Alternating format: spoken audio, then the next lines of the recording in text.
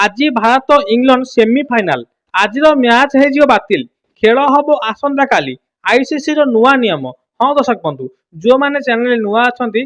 Subscribe करूँ चलते संपूर्ण खबर जाना। दर्शक बंधु आज भारत एवं इंग्लैंड मध्य semifinal match Mumbai Wankhede stadium खेल किंतु जहाँ न्यूज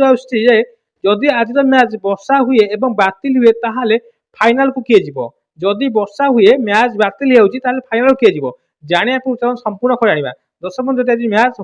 होची एवं वर्षा होची ताहले 60 मिनिट अपेक्षा करा पड़ो जदि 60 मिनिट पर वर्षा हाड़ी जाऊँगी मैच खेल हेब जदि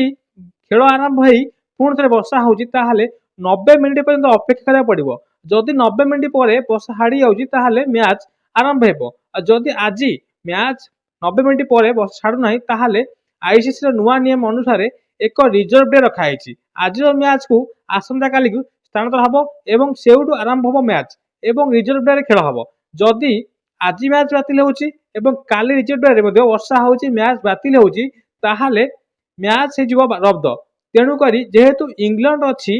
रन नेट आगे तेणुक फाइनाल को जीव इंग्लैंड एवं भारत घर को फेर ये हूँ अपडेट जदि मैच वर्षा लगी बातिल हो चेष्टा कर आज खेल करने जदि आज खेल न कर आसंता काली रिजर्व डे मैच खेल जदि काली भी वर्षा हो मैच बातिल हो